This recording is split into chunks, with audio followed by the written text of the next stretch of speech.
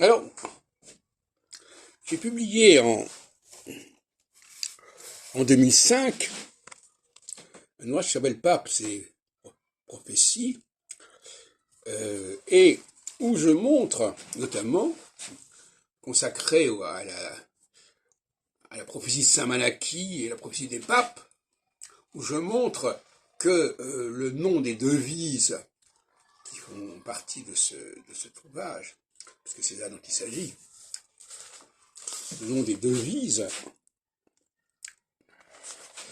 on se demande d'où ça sort, ces devises, d'où ça sort. Et j'ai montré que ça appartenait, c'était tiré d'un paragraphe du livre de l'Ecclésiastique. Voilà.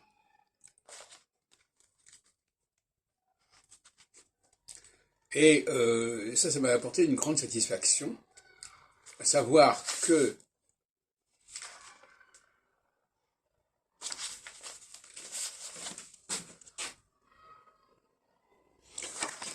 ce qui pouvait paraître épars, une devise par-ci, une devise par-là, etc., en réalité, se retrouvait au sein d'un seul et même ensemble.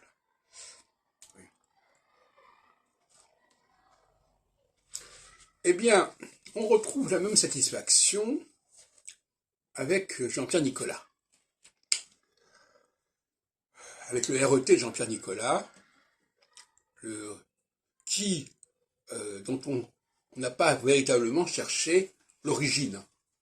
Quelles étaient les sources qui ont amené Nicolas à constituer pas à constituer, mais à qualifier les trois groupes qu'il avait constitués en utilisant les termes de représentation, existence, transcendance. Alors, je suis en train de continuer à chercher dans ce domaine-là, donc je n'ai pas encore clôturé le dossier. J'ai étudié comment les conditionnalistes avaient abordé cette trilogie, comment Patrice Guinard, qui a une formation philosophique solide, a abordé cette trilogie. J'ai pas encore tous les éléments, mais je voudrais surtout mettre l'accent sur le fait que ces termes-là appartiennent à la philosophie allemande. C'est incontestable.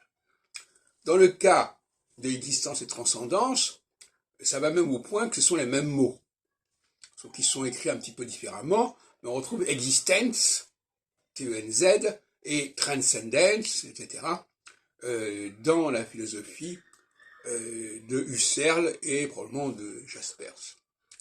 Quant au mot représentation, alors là, il a connu une fortune remarquable, non pas sous le nom de représentation, bien que je n'ai pas pu le vérifier complètement là-dessus, mais il y a deux termes qui veulent dire cela, le mot Vorstellung et le mot Weltanschauung, qui est beaucoup plus connu.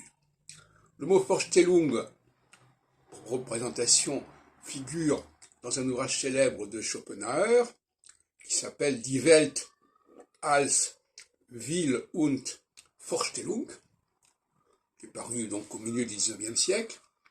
Et dans l'autre cas, nous avons la notion de Weltanschauung, qui a connu une fortune considérable, et que généralement on traduit par représentation, justement, représentation du monde, et que l'on trouve chez un grand nombre d'auteurs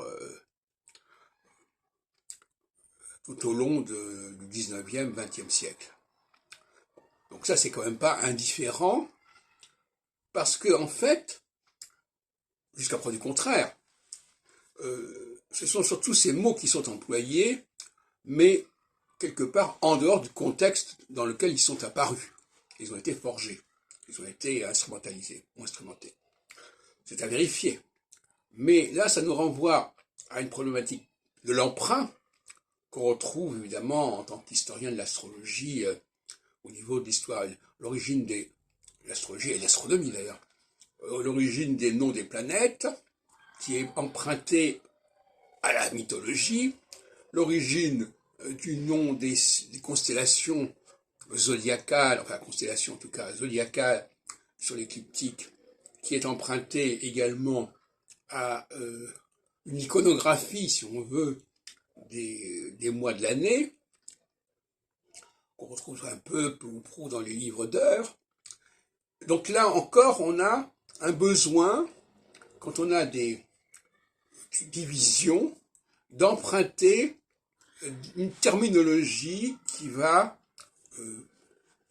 qualifier, et même pas nommer ces divisions, pour qu'on sache de quoi il s'agit. Parce qu'en réalité, dans le cas, par exemple, des constellations zodiacales, la seule question pour les astronomes, parce que ce sont les astronomes qui ont introduit ça, c'est pas les astrologues, c'était tout simplement qu'on puisse les désigner. De même que, par exemple, dans une ville, on a besoin de noms pour désigner les rues. Ça ne veut pas dire que telle rue, parce qu'elle a tel nom, a telle et telle signification, ou telle et telle substance. Ça n'a pas de rapport.